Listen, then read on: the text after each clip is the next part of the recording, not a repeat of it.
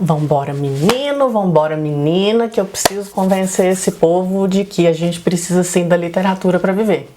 Vem comigo!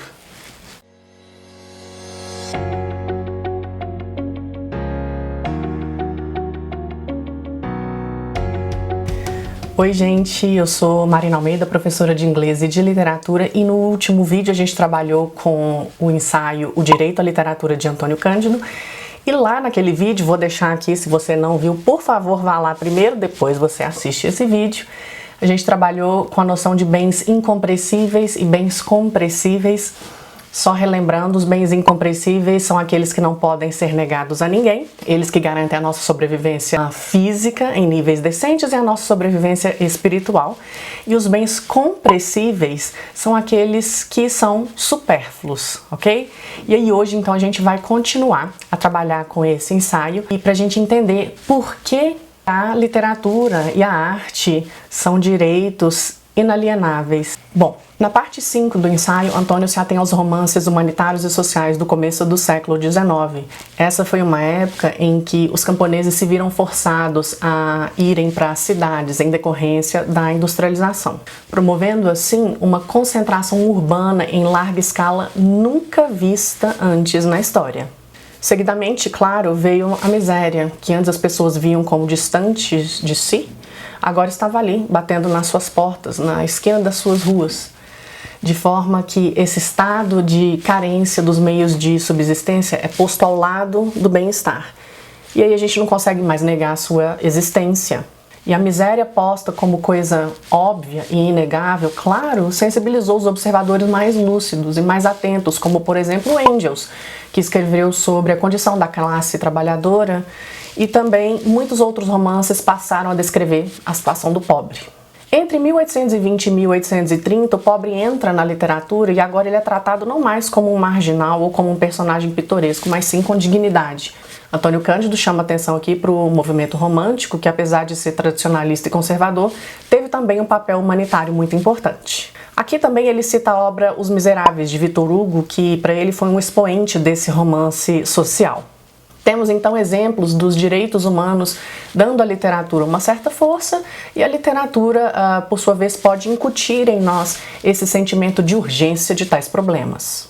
No Brasil, isso se deu no naturalismo, mais ou menos na década de 1930, com Jorge Amado, Graciliano Ramos, José Lins do Rego, Raquel de Queiroz, que por conta de suas obras contribuíram para incentivar movimentos em todo o país, que passou nesse período por uma onda de desmascaramento social. Na última parte do ensaio, então, Antônio Cândido tenta responder a seguinte pergunta: qual é o problema da literatura inserida numa realidade como a brasileira? Bom, a nossa sociedade infelizmente estratifica as possibilidades e muitas vezes nós enxergamos os bens incompressíveis como compressíveis.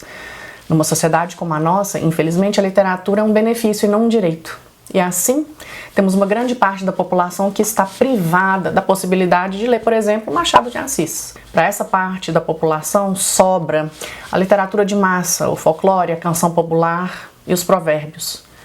E não há nada de errado em ter acesso ao folclore, à canção popular e aos provérbios, ok? Porque eles merecem ser conhecidos, pois eles são nobres também. O problema aqui é você considerar essas formas como suficientes para a maioria que, por conta da pobreza, da ignorância ou da falta de acesso, e claro, da estratificação social, é impedida de chegar às obras eruditas. De acordo com Antônio Cândido, para que uma literatura erudita deixe de ser privilégio de poucos, é necessária uma distribuição equitativa dos bens. Numa sociedade igualitária, portanto, os bens literários poderão circular sem barreiras e sem impedimentos. É provado que quando há um aumento da leitura, há também uma difusão crescente nas obras. Antes de alguém aqui dizer que essa parte da população seria incapaz de apreciar obras eruditas, Antônio Cândido cita como exemplo o pensador português Agostinho da Silva, que promoveu cursos noturnos para operários, nos quais ele comentava textos filosóficos, como Platão, por exemplo, e que foram perfeitamente estudados e assimilados pelos seus estudantes. O escritor francês Jean Guerremo também deu romances para gente modesta ler. Romances estes que falavam do trabalhador e dos operários, eles não se interessaram muito, mas quando ele deu Balzac, Stendhal, Flaubert para eles, eles amaram. Há experimentos também com analfabetos que deram certo. E eu, para citar um exemplo pessoal, eu tive um professor na faculdade de Linguística Românica que era cego e super erudito. Infelizmente, o Brasil é um país que segrega as camadas e deixa para uma determinada parte da população determinada cultura e confia na massa apenas a cultura popular. E aí você tem um grande número de alienados sem acesso a esses bens que são de direitos deles e necessários à sobrevivência. E detalhe, a gente também sabe que quem pode apreciar a cultura erudita, que seriam as classes média e média alta brasileiras, nem sempre aprecia, não é mesmo? A gente vê que as classes dominantes brasileiras não têm percepção estética e têm raiva de quem tem, não têm interesse real pela arte e só consomem esses bens quando eles estão na moda. Eu vou dar um exemplo. Hoje, muita gente da classe dominante lê um filósofo que se chama Mário Sérgio Cortella, e tá ok, tudo bem, ótimo. E o Mário Sérgio Cortella é um excelente filósofo, um excelente orador, mas o Mário Sérgio Cortella está fazendo pesquisa na área de filosofia há não sei quantos anos, há mais de 30 anos. E somente recentemente eu vejo que as pessoas da mesma classe que eu, elas passaram a consumir Mário Sérgio Cortella porque ele começou a aparecer na mídia e ele começou a ir em programas de televisão, de rádio, né, das maiores emissoras do país. Ótimo que então a classe média e média alta estão consumindo Mário Sérgio Cortella. Que bom que sirva então de entrada para a filosofia. Mas onde estavam essas pessoas anteriormente, quando Mário Sérgio Cortella estava fazendo suas pesquisas na faculdade? Onde estava o interesse pela filosofia? Não existe. Moral da história, gente. Então, se você é a favor dos direitos humanos, você também, então, deveria ser a favor de que todos possam ter acesso aos diferentes níveis de cultura. O exemplo que Cândido deu da cultura popular e erudita, ele não serve para segregar, pois a gente sabe que essas culturas conversam entre si e uma influencia a outra. O ponto aqui é que numa sociedade justa e igualitária, nos seriam apresentados diferentes níveis de cultura e todos teríamos acesso a eles de forma a podermos usufruir da literatura, da arte, em todas as suas modalidades. E esse é um direito inalienável. Bom, gente, por que eu trouxe esse vídeo? Primeiro, eu espero que eu tenha convencido você de que sim, a gente precisa da literatura para viver. Eu gostaria também de trazer um vocabulário um pouco mais acessível. Quando Antônio Cândido chama de bens incompressíveis, a gente pode dizer que esses são direitos. E quando ele chama de bens compressíveis, se você quiser dar um nome mais fácil, a gente poderia chamar de benefícios. E, infelizmente, na sociedade brasileira, a gente funde direitos com benefícios. Isso não acontece só com a literatura ou com a arte, isso acontece também com a saúde e a educação.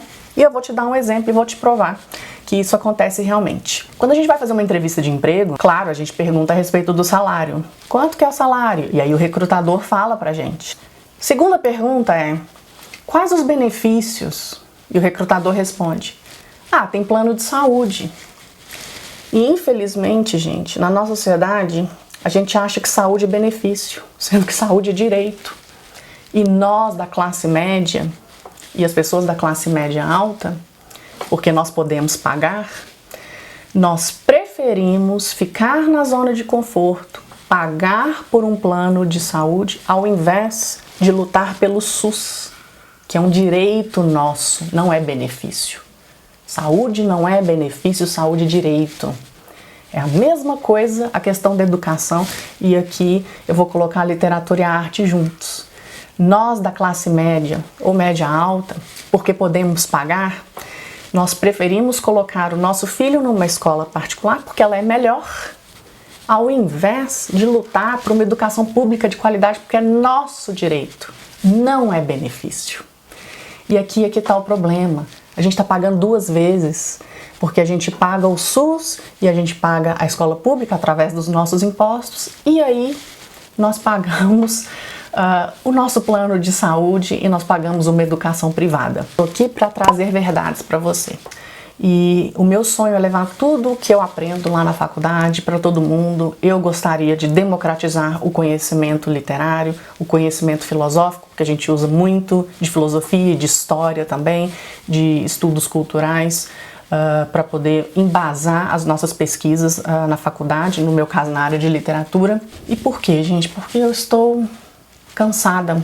Eu vejo o reflexo dessa falta de cultura em muitos setores da sociedade, e acho que também nós estamos vivendo um período obscuro na política, muito por causa dessa falta de cultura, dessa falta de estudo, esse ataque às ciências humanas de forma geral que vem acontecendo no governo. Então por isso que eu criei esse canal, para te mostrar que as ciências humanas, elas têm valor e a gente precisa delas para viver. E a gente não precisa só de engenheiros para fazerem iPhones e construírem pontes, nós precisamos deles sim.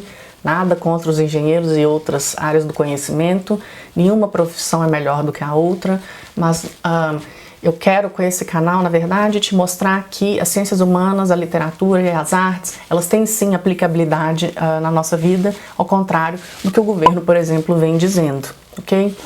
Eu espero que tenha ficado claro. Se você gostou desse vídeo e se você acha também que todas as pessoas merecem o acesso à literatura e às artes, por favor, compartilhe esse vídeo. Tá? Eu gostaria de levar esse conhecimento para o maior número de pessoas possível. Então, se você quer me ajudar nessa, se você concorda comigo, então vamos junto que a gente vai conseguir, ok? Muito obrigada por tudo, deixe seu elogio, sua crítica, seu like e seu dislike, e nós nos vemos no próximo vídeo, e é isso, até a próxima. Beijo.